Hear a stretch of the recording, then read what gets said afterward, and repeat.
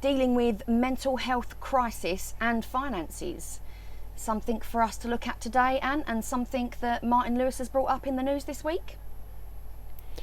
Yeah, when you sent me this video, I was quite shocked and surprised. Well, I suppose with his angle with it, I suppose, because you always associate him with just finances. I mean, I find finances quite dull ordinarily, and so I don't really watch a lot of his content. But I know about him, and I know he's very passionate. But it was nice to see him passionate and genuinely caring. I think what he was saying in this video. I mean, we'll post a link to the video that you sent me. But I mean, why did you think you really wanted to highlight it today? What got you about what he was saying, Martin Lewis? I mean, I think it's clear when you watch the video and you see the passion that he speaks with, and I think even from previous video and content and things that I've seen of him in the media, he is very passionate about the well-being of others, especially when it comes to finances. And I think what he's proposing could actually be really beneficial in aiding recovery from mental illness. As we've seen in the clip, he is proposing that when someone is in mental health crisis, and it might be that the mental health has been really bad, they've just come out of a mental health unit, that there is a system where someone can voluntarily offer up their information, and this will ping off a notification to all of their financial providers about their situation. So that could be your bank, that could be your energy provider, that could be your mobile phone company, just everyone. Because at the moment, what happens is if someone has come out of mental health crisis, as soon as they come out, it's their responsibility to ring every single provider and let them know of their situation.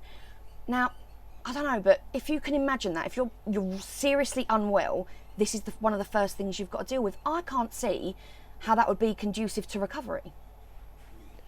No, I mean, when you're coming out of a crisis, you really don't want to be dealing with that stuff, do you? You want to be recuperating, recovering, and it's such a difficult thing to go through when you're so vulnerable, aren't you? And you're giving yourself up to other human beings, really, and then you've got to come out and then worry about, the TV bill, gas, water, that kind of stuff. I mean, you don't have the mental capacity to do that.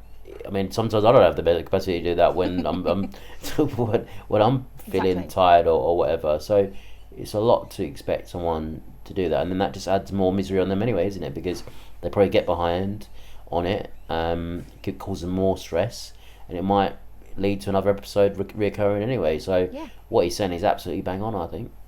Yeah, and I make you right. If they leave it, then who knows? CCJs, bailiffs, what's the next step, and how is that going to help them with their mental health? And I think you're right. I think if I had to ring every provider like now, I'd be absolutely exhausted. And if you imagine, it's not going to be a quick conversation, is it? It is going to be a lengthy conversation with every provider having to be vulnerable and go through everything that you've been through over and over and over.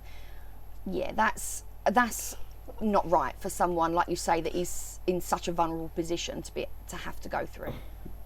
I mean, as you know, you call something these days, and it's like 10 minutes before you even get to speak to a human, isn't it? It's like you're speaking with a robot for most of the time, isn't it? And then sometimes it doesn't even go through, it mishears you, and then you have to say it again. I mean, that's when you and I are not going through a mental health crisis, isn't it? But so can you imagine when you're in that state and you have to then go over and over again to a non-human, and then when you do get to non-human, I mean, I know you've got experience with this kind of role.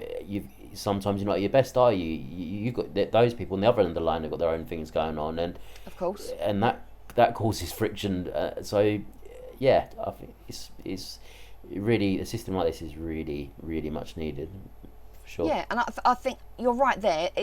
Depending, again, you might get a human, but if that person feels this is out of their remit, they're speaking to someone very vulnerable, they might not feel comfortable with that, then they've got to refer to somebody else, and again, that person's still waiting. I might need to get them to call you back.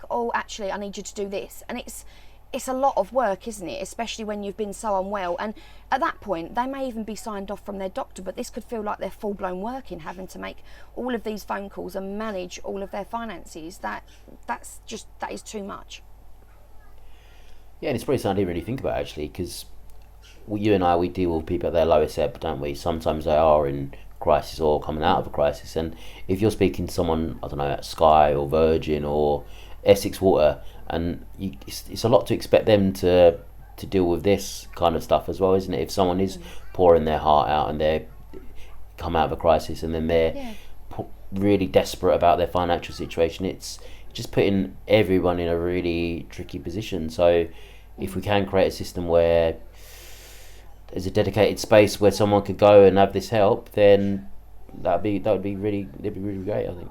Well, yeah, because if they create this system and then it notifies each company, what that then allows the company to do is to go, oh, I've got this notification, now I've got a team of dedicated handlers that deal with this situation, and they've got more training to have those delicate conversations with those people. So it would be a win-win situation. You've got the person at the other end trained and ready to deal with that, and you've got support for the person that is unwell.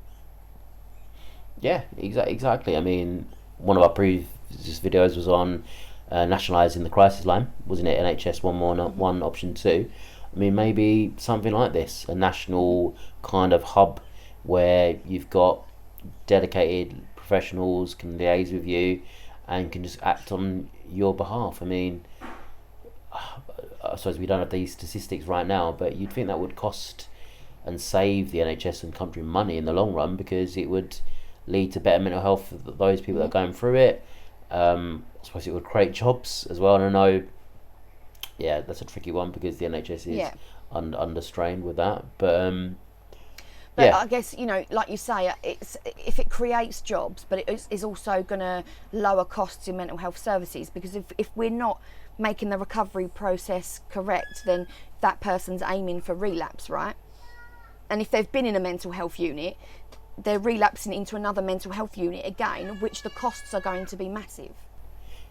Yeah, I mean, you look at the costs, everyone's looking at the costs these days and how the NHS and systems and protocols can be streamlined, and I think this does seem like an obvious thing to do, because I speak to so many people in my day job where, especially carers, actually, because I do a lot of work with carers, and they don't exactly know what they're entitled to, payments and finances, and where they can go with a respite. And if they had like a dedicated hub / liaison like this, I think it really would give someone a real bit of respite and peace of mind. And it just seems too obvious. I mean, are we missing something? Is Martin Lewis missing something? I mean, why has this not been done? We know Martin Lewis is bang on the money, quite literally, and he's obviously got that. You know, we don't know exactly what it looks like, but you know, I like the idea of what you're saying. If they've got this system, you know, and they get that alert, then certain processes can be followed, and it could be like